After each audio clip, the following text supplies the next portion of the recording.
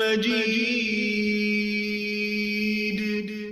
اللهم صل على محمد وعلى آل محمد كما صليت على إبراهيم وعلى آل إبراهيم إنك حميد مجيد. اللهم بارك على محمد وعلى آل محمد كما باركت على إبراهيم وعلى آل إبراهيم إنك حميد مجيد. اللهم صل على محمد وعلى آل محمد كما صليت على إبراهيم وعلى آل إبراهيم إنك حميد مجيد.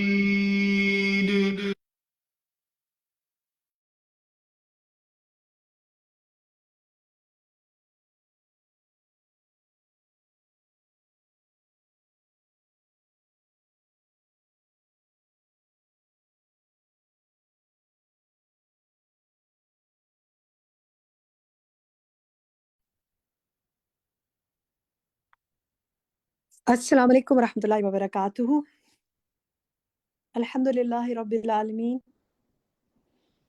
والصلاة والسلام علی سید المرسلین اما بعد. اعوذ باللہ من الشیطان الرجیم. بسم اللہ الرحمن الرحیم. اہلا وسہلا و مرحبا. کن مبارکن کے اس پروگرام میں مبارک بنیے سیکھنے کے لیے کہ کیسے مبارک بنے. آپ سب کو خوش آمدید. الحمدللہ اللہ تعالیٰ کا بہت احسان ہے کہ ہم پھر مل رہے ہیں کچھ ساتھیوں کے ساتھ جو ریگولر ہمارے ساتھ مختلف پروگرامز میں شامل رہے ہیں، آن لائن زوم کے پروگرامز میں، اور کچھ ساتھی ایسے ہیں جو آج ہمارے ساتھ پہلی دفعہ شاید جوائن کر رہے ہوں گے. ان کو بھی خوش آمدید، اہلاً و سہلاً و مرحبا دوبارہ سے، اور ان کو بھی جو مختلف آن لائن زوم کے پروگرامز میں ہمارے ساتھ شامل ہیں. تو میں سب سے پہلے چاہوں گی کہ یہ جانوں کہ آپ کس شہر سے آپ نے جوائن کیا ہوا ہے. تو اگر آپ چیٹ میں یہ لکھیں کہ آپ اس وقت کس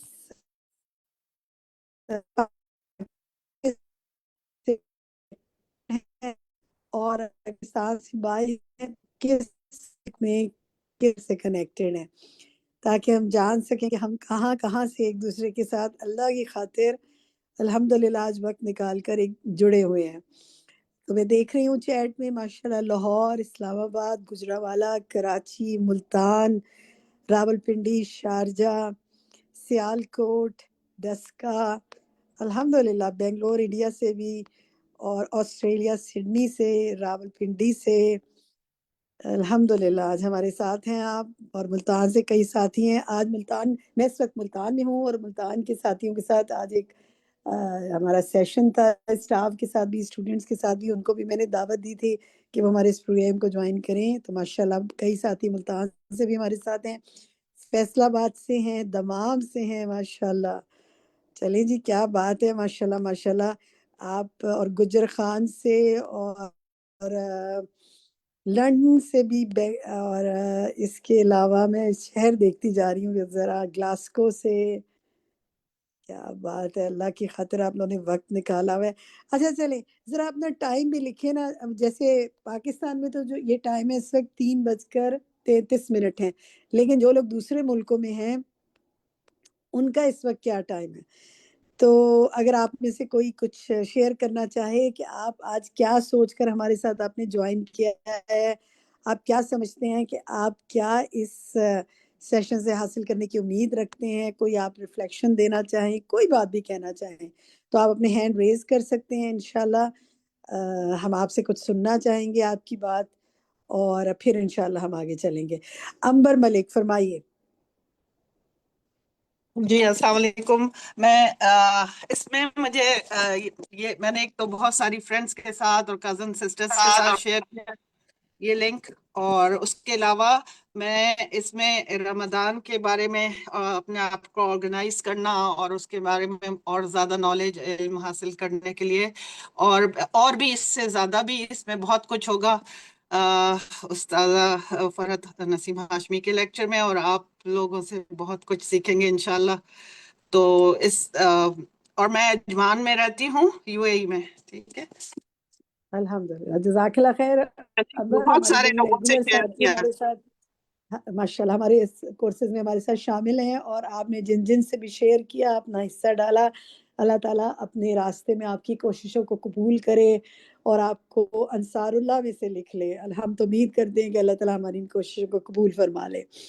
اچھا جناب، کچھ ساتھیوں کی ٹائمنگز میں دیکھ رہی ہوں، کسی کے پاس 1:30 ہے، کسی کے پاس صبح کے 10:30 ہیں، اور کچھ ساتھی جو ہیں ان کے پاس کوئی ہو سکتا ہے کوئی ارلی مارننگ بالکل صبح کا بھی ٹائم ہو. تو جو بھی ٹائم میں آپ جوائن کر رہے ہیں، جہاں سے سڈنی سے جو ہماری ساتھی ہیں ان کے پاس 9:34 PM کا ٹائم ہے. سبحان اللہ. دیکھیں، ہم مختلف ٹائم زون میں ہیں، لیکن وہ کیا اللہ کی اللہ کی بات کو سننے کا شوق ہے جو ہمیں اس پروگرام سے جوڑا ہے. کیونکہ دیکھیں، یہ مبارک بننے کا جو آپ سارا کچھ سنیں گے نا آج، اس میں ہم قرآن اور حدیث سے ساری دلائل سیکھیں گے کہ ہمارا دین کیا کہتا ہے، برکت کیا ہوتی ہے، کیسے مبارک بننا ہے، اور ہم اپنی زندگی میں برکت کیسے لکھے ہیں. اس کو ذرا ریلیٹ کریں نا آگے آنے والے مہینے سے. ایک بہت ہی بابرکت مہینہ شروع ہونے جا رہا ہے. ذرا چیٹ میں لکھیں وہ کون سا بابرکت مہینہ کچھ مہینوں بعد آ رہا ہے، جس کو شہر البرکہ بھی کہتے ہیں.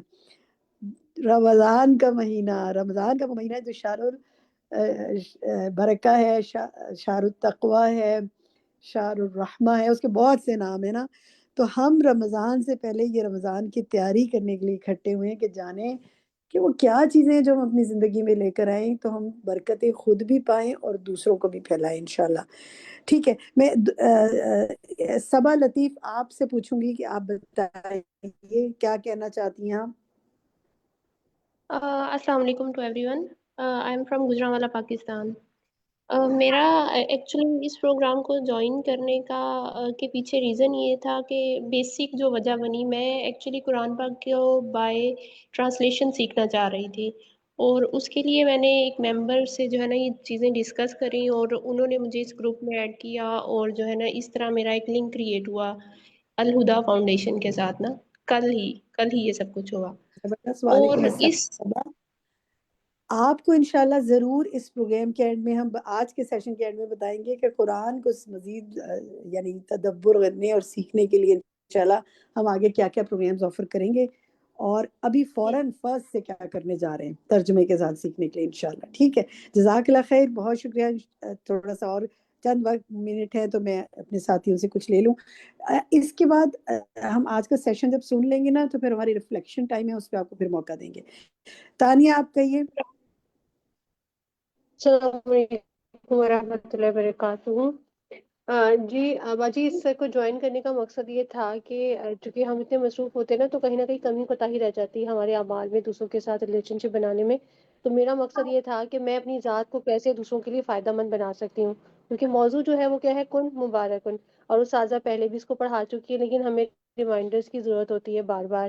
تو اس وقت بھی ہمیں اس نے بہت فائدہ جزاک دیا تھا، اور اللہ اب خیر تانیہ، دوبارہ اس کا مقصد یہ بہت تھا اچھی کہ نیت ہے، بہت اچھی نیت ہے. اللہ تعالیٰ آپ کی نیت میں برکت فرمائے. آمین. بس لاسٹ کمنٹ لے رہی ہوں، شگفتہ شاہین. جی السلام علیکم ورحمۃ اللہ وبرکاتہ. وعلیکم السلام ورحمۃ اللہ وبرکاتہ. جی ورحمۃ اللہ وبرکاتہ. جی میں جی لاہور بولیں. سے بات کر رہی ہوں. میں پچھلے الحمدللہ 4 سال سے الہدا سے جڑی ہوئی ہوں. میرا آپ کو شارٹ ورڈز میں بتاتی ہوں کہ میرا تعلق ایک ایسی فیملی سے ہے، مطلب ہمارا پورا خاندان، مطلب نام کے مسلم، کوئی مسلمانوں والی چیزیں نہیں. تو میں بڑا بے چین رہتی تھی کہ یہ مطلب مجھے تھا کہ اسلام اتنا وہ ہے، اور ہم بینگ اے مسلم ہمیں 5 نمازیں مطلب نہیں گھر میں پڑھی جاتی تھی. سڈن میرے ہسبینڈ کی ڈیتھ ہوئی. اور میں اس چیز سے جڑی، اور الحمدللہ میں نے صوت القرآن میں 99% مارکس لے کے میں نے کمپلیٹ کیا۔ اب میں آن لائن بچیوں کو پڑھا رہی ہوں، ترجمہ تفسیر۔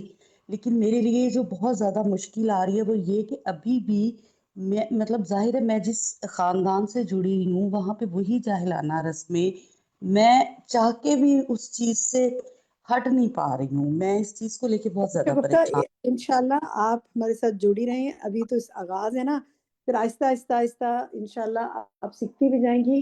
اور دعا، مومن کا ہتھیار کیا ہے؟ دعا، تو دعائیں مانگیں۔ آج ہم نے انشاءاللہ دعا کے حوالے سے بھی جانیں گے، اور جو آپ کے دل کی کسک ہے کہ نبی پاک صلی اللہ علیہ وسلم کو بھی لوگ کیوں نہیں دیتے، تو دعا کریں اور انشاءاللہ سیکھتے جائیں۔ اللہ تعالیٰ آپ کی برکت تک بات کریں گے۔ اب ہم آج کا سیشن شروع کرتے ہیں، کن مبارکن کا سنتے ہیں، اور آپ نے غور سے سننا ہے اور نوٹ کرنا ہے، کیونکہ اینڈ میں ہم نے آپ کے لیے رکھے ہیں 7 ہمارے سوال۔ آپ ٹھیک ہے؟ السلام علیکم، تو شروع کرتے ہیں ہم۔ السلام علیکم ورحمۃ اللہ وبرکاتہ۔ نحمده ونصلی علی رسولہ الکریم، اما بعد، فاعوذ باللہ من الشیطان الرجیم، بسم اللہ الرحمن الرحیم، رب اشرح لی صدری ویسر لی امری واحلل عقدۃ من لسانی یفقہوا قولی۔ أعوذ بالله من الشيطان الرجيم، بسم الله الرحمن الرحيم، الحمد لله رب العالمين، الرحمن الرحيم، مالك يوم الدين، إياك نعبد وإياك نستعين، اهدنا الصراط المستقيم، صراط الذين أنعمت عليهم غير المغضوب عليهم ولا الضالين۔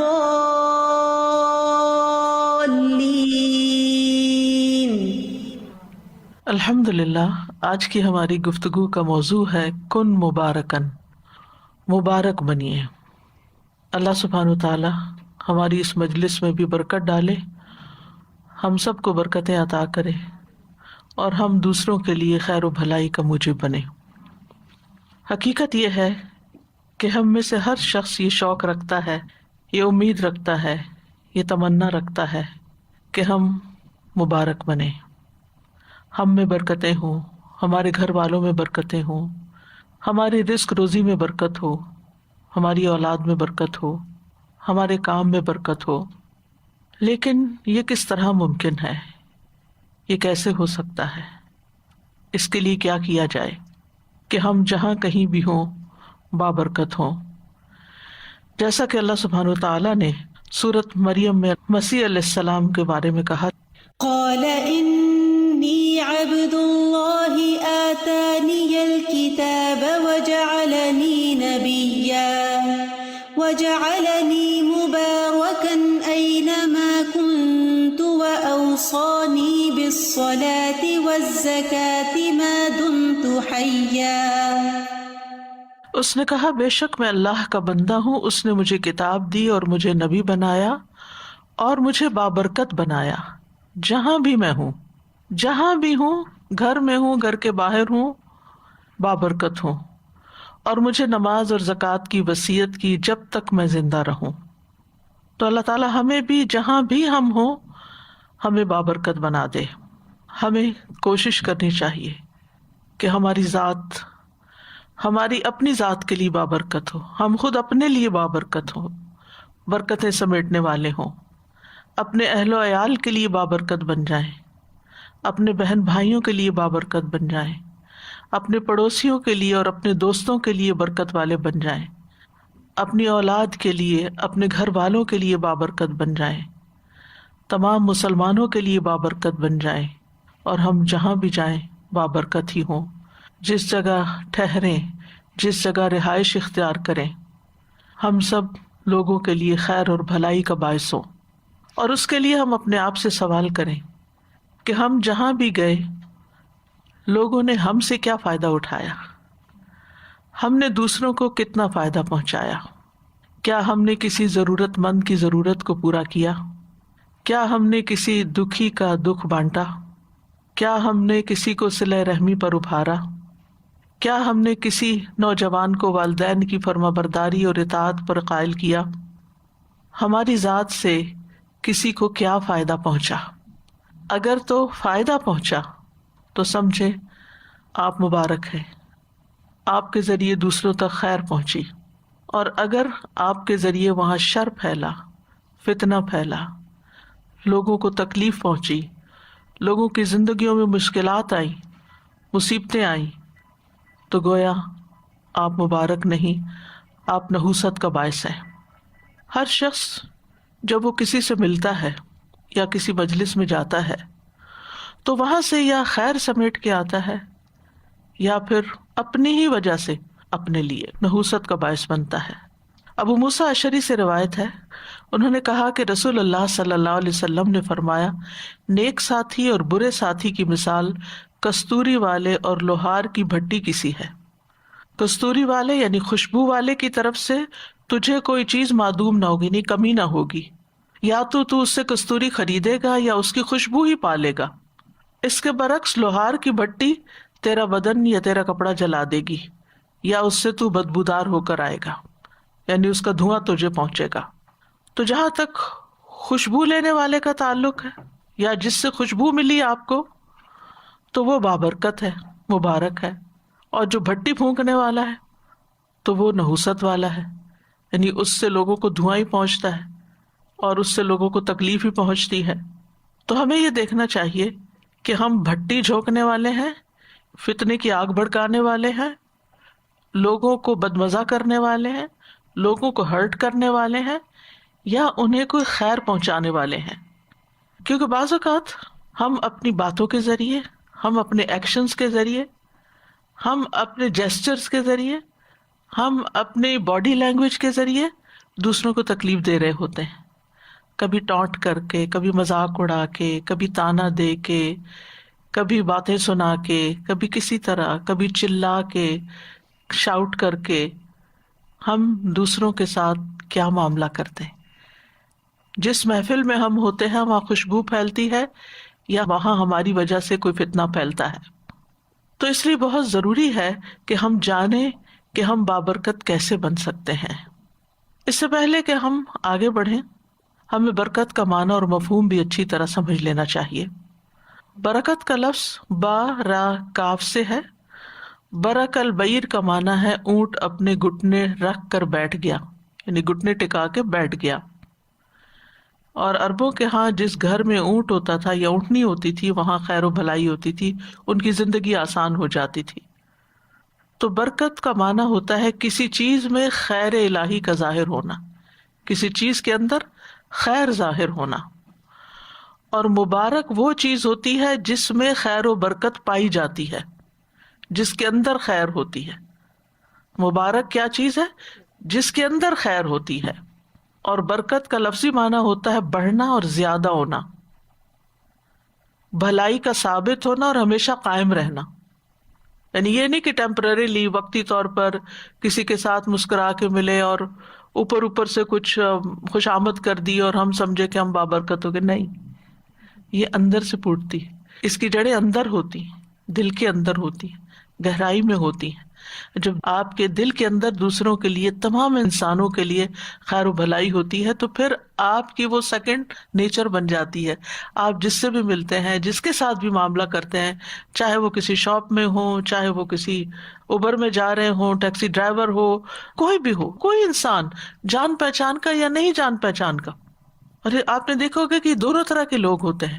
کچھ لوگ ہوتے ہیں جس کے ساتھ معاملہ کرے اچھا ہی کرتے ہیں، اور کچھ لوگ ہوتے ہیں کہ جب وہ کسی کے ساتھ بھی معاملہ کرے تو لڑائی جھگڑے فتنے فساد کا ہی کرتے ہیں۔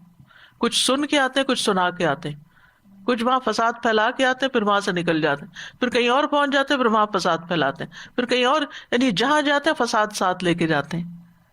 اور کچھ لوگ ہوتے ہیں جہاں جاتے ہیں اصلاح ساتھ لے کے جاتے ہیں، وہ وہاں کے روٹھے ہوئے ٹوٹے ہوئے لوگوں کو باہم جوڑ دیتے ہیں، ان کے اندر باہم محبتیں پیدا کر دیتے ہیں. تو یہ خیر میں اضافہ کرنے کے معنوں میں بھی آتا ہے، اور پھر اس کا قائم رہنا، یعنی کوئی وقتی طور پر کسی چیز سے متاثر ہوا اور وہ ہوئی اور اس کے بعد ختم ہو گئی.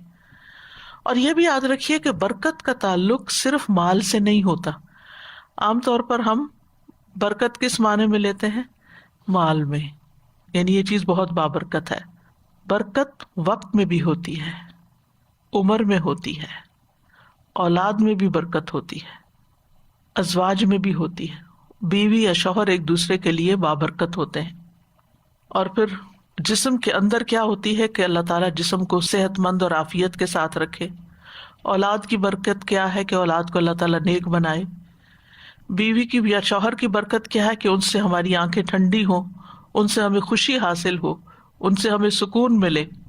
اپنی ذات کے اندر برکت کیا ہے کہ ہمارے دلوں کے اندر ایک اطمینان ہو، ایک راحت ہو، ایک سکینت ہو.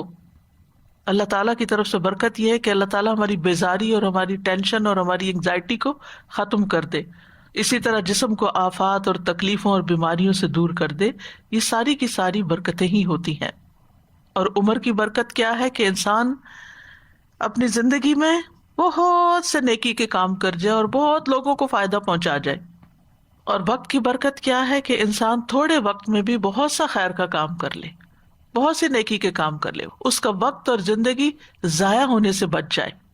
پھر اسی طرح کچھ جگہیں بابرکت ہوتی ہیں، جیسے بیت اللہ، حرم شریف، مدینہ، مسجد نبوی. ان اول بیت وضع للناس للذی ببکۃ مبارکا وہدی للعالمین، جیسا کہ سورۃ آل عمران میں آتا ہے، بے شک پہلا گھر جو لوگوں کے لیے مقرر کیا گیا یقیناً وہی ہے جو مکہ میں ہے، بہت بابرکت اور جہانوں کے لیے ہدایت. یعنی کتنی زیادہ مخلوق وہاں سے فائدہ اٹھاتی. کیا فائدہ ہوتا ہے؟ اب ذرا برکت کا معنی سمجھیے. وہاں جا کے آپ ایک نماز پڑھتے ہیں 1,00,000 نمازوں کا سب، یہ ہے برکت. اس کو کہتے ہیں برکت. نماز وہی ہے جو آپ اپنے گھر میں بھی پڑھتے ہیں، لیکن آپ نے وہاں جا کے پڑھی، وہ جگہ بابرکت ہے. آپ کی ایک نماز 1,00,000 کے برابر لکھی گئی. یہ ایسے ہی ہے کہ آپ کہیں بزنس کرتے ہیں تو آپ کو 1% پروفٹ ہوتا ہے، اور کہیں کرتے ہیں تو آپ کو 100,000% پروفٹ ہو جائے. تو وہ بزنس آپ کے لیے بہت بابرکت ہوا، جس میں آپ کا پروفٹ بڑھ گیا. اسی طرح مکہ کے علاوہ مدینہ کی بھی برکتیں ہیں. رسول اللہ صلی اللہ علیہ وسلم نے دعا کی تھی، اے اللہ، تیرے خلیل اور تیرے بندے اور تیرے نبی ابراہیم علیہ السلام نے تجھ سے اہل مکہ کے لیے دعا مانگی تھی، اور میں محمد جو کہ تیرا بندہ، تیرا نبی اور تیرا رسول ہے، میں تجھ سے اہل مدینہ کے لیے اسی طرح دعا مانگ رہا ہوں جیسی ابراہیم علیہ السلام نے اہل مکہ کے لیے مانگی. ہم تجھ سے مانگتے ہیں کہ تو انکساء یعنی پیمانے، مد یہ بھی پیمانہ ہے، اور پھلوں میں برکت عطا فرما. اے اللہ، ہماری نظروں میں مدینہ کو بھی اسی طرح محبوب بنا دے جیسے مکہ مکرمہ کی محبت ہمیں عطا فرمائی، اور یہاں کی وباؤں کو خم کی طرف منتقل کر دے. اے اللہ، میں مدینہ کے دونوں کناروں کے درمیان کی جگہ کو حرم قرار دیتا ہوں جیسے تو نے ابراہیم علیہ السلام کی زبانی مکہ مکرمہ کو حرم قرار دیا. تو حرم سارے کا سارا مکہ کا ہو یا مدینہ کو ہو، یہ دونوں ہی بابرکت جگہ ہیں، کیونکہ حرم میں پڑھی ہوئی نماز بعض علماء کے نزدیک صرف مسجد حرام کے اندر نہیں، حرم میں جس جگہ بھی آپ نماز پڑھیں گے آپ کو 1,00,000 نمازوں کا ثواب ملے گا. ہاں، مسجد میں آپ پڑھتے ہیں تو مسجد کی نماز 27 گنا زیادہ ہے، لہٰذا وہ 27 لاکھ بن جائے گا، یعنی اور زیادہ فائدہ ہوگا. لیکن اگر آپ مسجد کے باہر پڑھتے ہیں تب بھی نمازوں کا اجر و ثواب زیادہ ہے. اسی طرح وہاں کے صدقہ خیرات کا ثواب، وہاں کے ذکر اذکار کا، طواف، نیکیوں کا موقع، یہ آپ کو دنیا میں اور کس جگہ مل سکتا ہے؟ کسی اور جگہ یہ برکتیں نہیں ہیں. پھر اسی طرح لاکھوں لوگ ہوتے ہیں لیکن کھانے پینے کی کوئی چیز کم نہیں پڑتی، شارٹیج نہیں ہوتی، ہر چیز ہر ایک کو میسر آ جاتی ہے. پھر اسی طرح موسیٰ علیہ السلام کی طرف جس جگہ پر وحی کی گئی تھی اس کو بھی اللہ تعالیٰ نے بابرکت قرار دیا. سورۃ القصص میں آتا ہے، فی البقعۃ المبارکۃ من الشجرہ، کہ اس بابرکت قطعے میں ایک درخت سے آواز دی گئی. یعنی وہ بابرکت علاقہ تھا جہاں ایک درخت تھا، اس درخت سے آواز دی گئی. پھر اسی طرح اللہ تعالیٰ نے زیتون کے درخت کو مبارک درخت کا نام دیا ہے. سورۃ النور میں آتا ہے يوقد من شجرة مباركة زيتونة لا شرقية ولا غربية. وہ چراغ ایک مبارک درخت زیتون سے روشن کیا جاتا ہے جو نہ مشرقی ہے نہ مغربی. اور زیتون کے درخت کی برکت بھی آپ کو معلوم ہے کہ اس کی چھال، کھال، اس کا پھل، اس کی گٹلی، اس کے پتے، ہر چیز بے پناہ فائدے کی ہے. خیر ہی خیر پھوٹتی ہے اس کے اندر سے. اسی طرح آسمان سے نازل ہونے والی بارش کو بابرکت قرار دیا گیا. سورۃ قاف میں آتا ہے ونزلنا من السماء ماء مباركا. اور ہم نے آسمان سے ایک بہت بابرکت پانی اتارا. اب برکت کا معنی سمجھ رہے ہیں نا آپ، یعنی کہ زیتون کے درخت کی کیا کیا برکتیں ہیں، اب اس پانی کی کیا ہیں. سبحان اللہ، جب یہ پانی مری ہوئی زمین کے اوپر پڑتا ہے تو زمین کس طرح ہری ہو جاتی. اس میں انسانوں کی خوراک اور اس میں جانوروں کی خوراک اور اس سے پوری فضا دھل جاتی ہے اور ہر چیز کے اندر ایک خوبصورتی آ جاتی ہے اور زمین اپنے خزانے اگلنے لگتی ہے. یعنی ایک آرٹیفیشل طریقے سے آپ اریگیشن کرتے ہیں تو اس کے اور اثرات ہوتے ہیں، لیکن آسمان سے جو پانی اترتا ہے، یعنی مثلاً آپ نے اگر کسی ایسے علاقے میں رہائش اختیار کی ہو جہاں بارشیں کم ہوتی ہیں تو وہاں لوگ اپنے گارڈنز وغیرہ کو ویسے پانی لگاتے رہتے ہیں تو ان پودوں کا جو رنگ ہوتا ہے اس کی وہ خوبصورتی نہیں ہوتی. لیکن اگر ایک بارش ہو جائے تو اس کے بعد وہی پودے لش گرین نظر آتے ہیں، یعنی ان کا رنگ ہی بدل جاتا ہے، ان کا روپ بدل جاتا ہے. یہ برکت ہے، یہ اس پانی کی برکت ہے جو اوپر سے آیا ہے. ورنہ پانی تو وہ پانی بھی ہے جو زمین سے نکلتا ہے یا دریاؤں کی شکل میں بہتا ہے. تو یہ ہوتی ہے برکت کہ ایک ہی چیز ہے لیکن ایک کی خیر کچھ اور ہے اور ایک کی خیر کچھ اور. ایسے ہی بندوں میں سے کچھ بندوں کی خیر اور طرح کی ہوتی ہے اور کچھ بندوں کی خیر اور طرح کی ہوتی ہے. کوئی برکت میں زیادہ ہوتا ہے، کوئی برکت میں کم ہوتا ہے. اسی طرح قرآن جس رات اترا وہ رات بھی بابرکت ہے. سورۃ الدخان میں اللہ تعالیٰ فرماتے ہیں إنا أنزلناه في ليلة مباركة. بے شک ہم نے اسے ایک بہت بڑی برکت والی رات میں اتارا. ایک اور جگہ پر آتا ہے انا انزلناہ فی لیلۃ القدر. لیلۃ القدر کی کیا برکت ہے سوچئے. وما ادراک ما لیلۃ القدر لیلۃ القدر خیر من الف شہر. یہ ہے برکت. اس ایک رات کی آپ عبادت کرتے ہیں، 1000 مہینوں کی عبادت سے اس کا اجر بڑھ جاتا ہے. یعنی اگر 1000 مہینے آپ عبادت کرتے رہے اور کون کر سکتا ہے 1000 مہینے 80+ کچھ ایئرز بنتے ہیں. 80+ ایئرز تو زندگی بھی نہیں ہوتی ہماری. بہت کم لوگ، کیونکہ نبی صلی اللہ علیہ وسلم کی امت کی عمریں جو ہے 60 اور 70 کے بیچ میں ہیں جو ایوریج ہے، اور بہت کم لوگ 70 سے اوپر جاتے ہیں. تو 80 سے اوپر تو بہت ہی کم، اور اگر جائیں بھی تو اپنا بھی ہوش نہیں رہتا کیا عبادت کرنی، عبادت کس طرح کی ہوگی. لیکن اگر کسی کو وہ ایک رات نصیب ہو جاتی، ایک رات، تو وہ اتنا بڑا اجر کما لیتا. اور جس کو ہر سال وہ نصیب ہو وہ کتنا بڑا خوش قسمت ہوگا. اور قیامت کے دن وہ اعمال نامے میں وہ ہزاروں سالوں کی عبادت. پہلی امتوں کی عمریں لمبی ہوتی تھی لیکن امت محمد صلی اللہ علیہ وسلم کی عمر کم ہے، لیکن ان کو یہ جو نعمتیں دی گئی ہیں قرآن مجید کی شکل میں، یا یہ رات یا یہ حرم اور یہ مختلف چیزیں، اس کی وجہ سے ان کی تھوڑی عبادت بھی بہت بڑی ہو گئی. اور خوش قسمت ہے وہ جو ان ساری برکتوں سے فیضیاب ہو. پھر بذات خود قرآن مجید ایک بابرکت کتاب ہے. سورۃ الانعام میں اللہ تعالیٰ فرماتے ہیں وَهَذَا كِتَابٌ أَنزَلْنَاهُ مُبَارَكٌ فَاتَّبِعُوهُ وَاتَّقُوا لَعَلَّكُمْ تُرْحَمُونَ. اور یہ ایک کتاب ہے جسے ہم نے نازل کیا، بڑی برکت والی ہے، بس اس کی پیروی کرو اور بچ جاؤ تاکہ تم پہ رحم کیا جائے. تو قرآن برکت والی کتاب، بابرکت ہستی کی طرف سے آیا.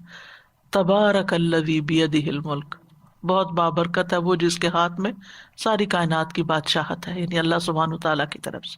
بابرکت فرشتے یعنی جبریل علیہ السلام لے کر آئے، بابرکت رات میں آیا، بابرکت نبی پر آیا، بابرکت امت کے لیے اتارا گیا. امت بابرکت کیوں ہے؟ کہ کم عمر کے باوجود زیادہ نیکیاں کمانے کے مواقع ہیں اس کے پاس. اور قرآن مجید جو ہے ہر اعتبار سے بابرکت ہے. خواہ آپ صرف اس کی ریڈنگ کریں، ہر حرف پر 10 نیکیاں ملتی جائیں گی. اور اگر آپ اس کو سمجھ کر پڑھیں گے تو آپ کا دل روشن ہو جائے گا، ثواب الگ ملے گا، سینہ کھل جائے گا، شرح صدر ہو جائے گا، مختلف قسم کے علوم کی راہیں کھل جائیں گی. یعنی یہ تو الگ پورا ایک موضوع ہے کہ انسان قرآن کی برکتوں پر بات کرے، کیونکہ قرآن سے ظاہری اور معنوی دونوں طرح کی شفا بھی حاصل ہوتی ہے. یعنی معنوی شفا تو یہ دلوں کی شفا ہے، یعنی وہ بیماریاں جو شکوک و شبہات اور شہوات، خواہشات، ڈیزائرز کی شکل میں انسان کے دل کے اندر جمی ہوئی ہوتی ہیں، تو قرآن مجید ان کا علاج کرتا ہے، انسان کے اندر اعتدال پیدا کر دیتا ہے، شک کو یقین میں بدل دیتا ہے، اور اسی طرح شہوات اور ڈیزائرز کو ختم کر کے یا چینلائز کر کے ان سب کو ایک ڈائریکشن دے دیتا ہے کہ جو دوسروں کے لیے پھر ہارمفل نہیں بنتی، اور خود انسان کے اپنے لیے بھی. انسان کے اندر اخلاص کا جذبہ پیدا ہو جاتا ہے جس سے انسان کی شہوات کا علاج ہوتا ہے. اور کتنے ہی لوگ ایسے ہیں کہ جو صرف اس کلام کے پڑھنے سے شفا پاتے ہیں، یعنی جیسے دم وغیرہ ہوتا ہے اور جنات اور خبیث ارواح جو ہے ان کو بھگایا جاتا ہے، یا کئی ایسی بیماریاں جو لا علاج ہوتی ہیں جن کو کوئی میڈیکل سائنس ڈائگنوز بھی نہیں کر پاتی، ان بیماریوں کا علاج بھی قرآن مجید کے اندر ہے. اور ظاہری شفا میں جو ظاہری بیماریاں انسان کے اندر ہوتی ہیں، یعنی لا علاج مریض بعض اوقات قرآن کے ذریعے شفا پا جاتے ہیں، اس کو پڑھنے کے ذریعے، اس کے دم کے ذریعے، مختلف طریقے سے جو علاج کیے جاتے ہیں. پھر اسی طرح نبی صلی اللہ علیہ وسلم کی ذات بابرکت تھی، اللہ نے آپ میں خاص برکت ڈالی، اور اسی وجہ سے صحابہ جو تھے وہ آپ کی برکت حاصل کرنے کا بڑا شوق رکھتے تھے. وہ آپ کا پسینہ اکٹھا کرتے، آپ کا لعاب لیتے، اور آپ جو تعلیم دیتے، ان سب چیزوں کا وہ شوق رکھتے تھے، کیونکہ انہیں پتا تھا کہ اس میں برکت ہے. اور اس میں ہم نبی صلی اللہ علیہ وسلم کے جب معجزات پڑھتے ہیں سیرت کی کتابوں میں، تو اس میں آپ دیکھیں کہ حدیبیہ کے موقع پر ہی 1400 لوگوں کے لیے جب پانی کی کمی ہوئی تو کس طرح آپ نے اپنا لعاب ڈال کے پانی کے اندر، تو سب لوگ سیراب ہو گئے. تفصیلات آپ کو معلوم ہیں. پھر اسی طرح آپ نے اپنا ہاتھ پانی کے اندر رکھا تو یوں لگ رہا تھا جیسے انگلیوں کے اندر سے پانی نکل رہا ہے، اس پانی کی کمی پوری ہو گئی. پھر اسی طرح یہ ہے کہ مسلمان بھی جو واقعی مسلمان ہو وہ بابرکت ہوتا ہے. یعنی جس انسان کی نیت اچھی ہو، جس کے اندر تقویٰ ہو، جس کے اندر اخلاص ہو، جو اپنا تزکیہ کرنے کی فکر میں رہتا ہو، جس کے اندر تکبر نہ ہو، غرور نہ ہو، حسد نہ ہو، بری بیماریاں نہ ہو، تو وہ انسان بھی بابرکت ہوتا ہے. عبداللہ بن عمر کہتے ہیں ایک مرتبہ ہم نبی صلی اللہ علیہ وسلم کی خدمت میں موجود تھے، آپ کے پاس کھجور کا گودا لایا گیا.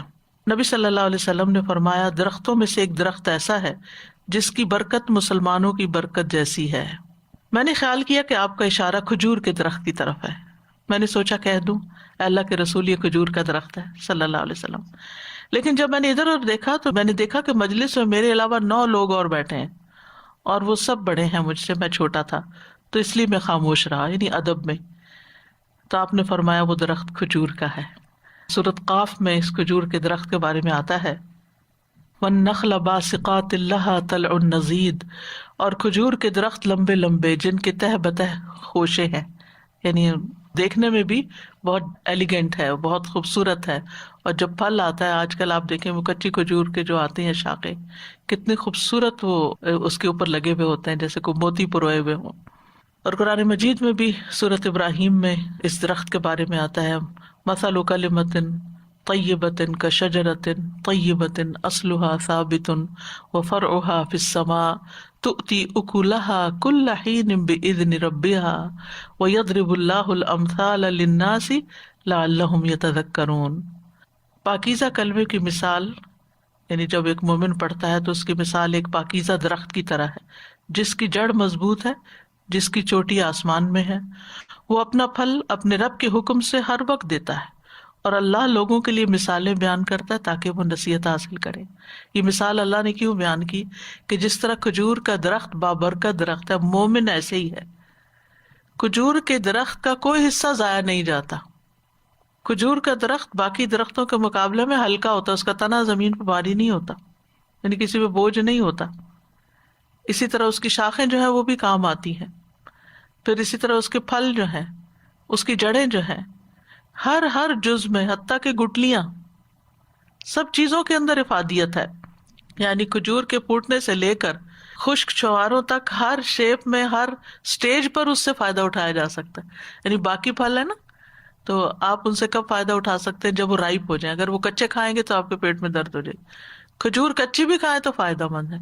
اور کھجور کی پوری شکل بننے سے پہلے اس کے اندر جو ایک پھول سمجھے آتا ہے تو وہ بھی اپنے اندر بہت سے فائدے رکھتا ہے.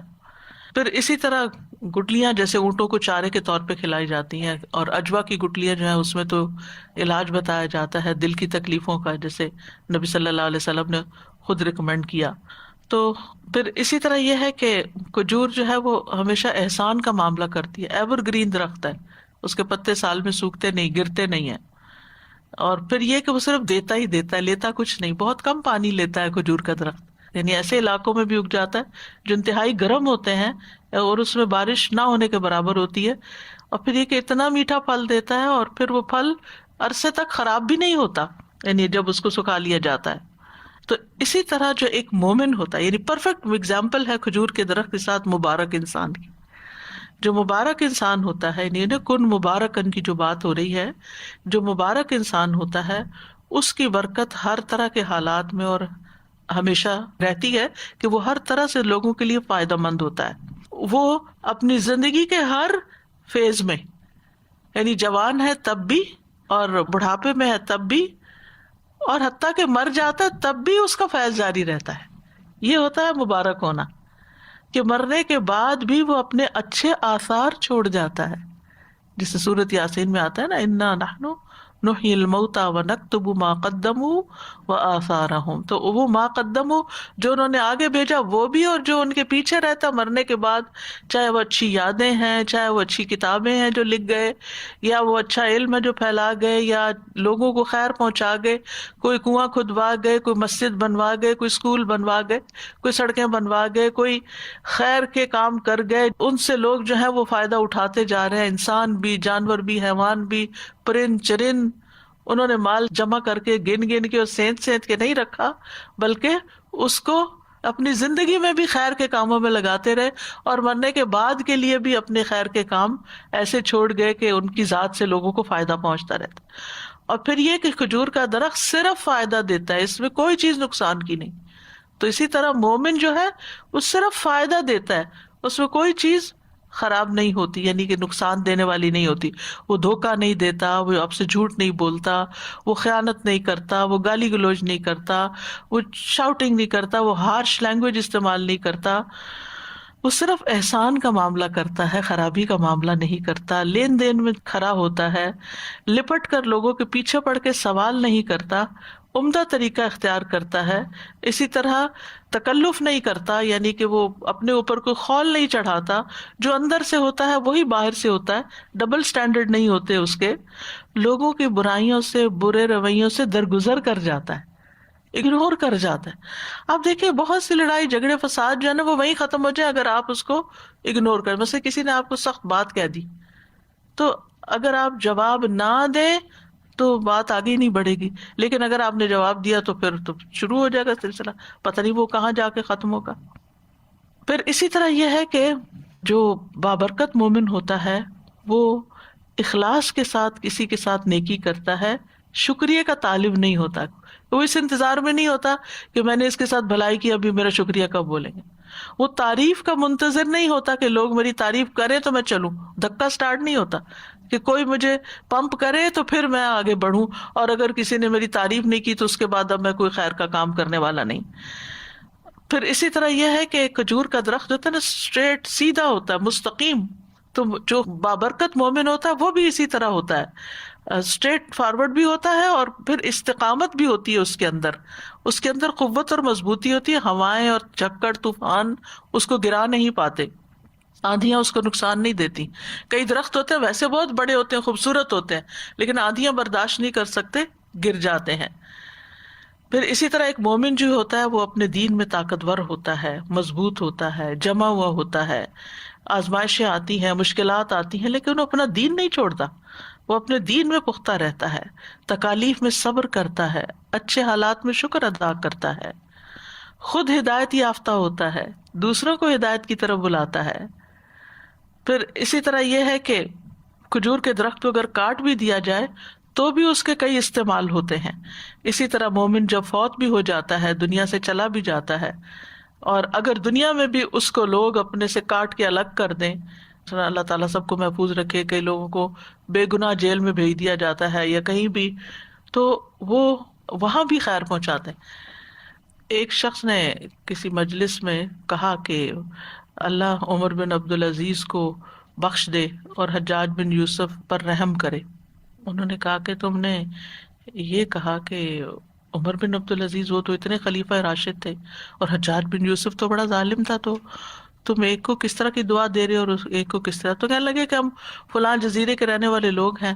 عمر بن عبدالعزیز جو تھے وہ ہمارے پاس اشقیاء کو بھیج دیتے تھے، یعنی جو شریر لوگ ہوتے تھے، بدبخت لوگ ہوتے تھے، ان کو اس جزیرے میں ایگزائل کر دیتے. وہ وہاں پر آ کر پھر چوریاں کرتے، ڈاکے ڈالتے. ہمارے لیے بڑی مشکلات اس نے کھڑی کر دی. تو اس لیے ہم کہتے ہیں کہ اللہ عمر بن عبدالعزیز کو بخش دے. اور حجاج بن یوسف نے نیک لوگوں کو سزا دینے کے لیے اس جزیرے میں بھیجا، تو فلاں ہمارے پاس آیا اور اس نے اتنا دین سکھایا، خیر پھیلائی کہ ہم سب دین سے مستفید ہو گئے. تو اس لیے اس نے بظاہر تو ایک طرح سے وہ اچھا کام نہیں کیا، لیکن ہمارے حق میں وہ بڑا بہتر ہو گیا. تو ایسا ہوتا ہے کہ مومن جو ہوتا ہے نا، وہ جہاں بھی جاتا ہے، جس بھی ماحول میں ہوتا ہے، جس بھی مجلس میں ہوتا ہے، یہ نہیں کہ وہ کچھ لوگوں کے سامنے اچھا ہوتا ہے اور اگر وہ لوگ نہ ہوں تو پیچھے غیبتیں بھی کرتا ہے اور چغلیاں بھی کرتا ہے.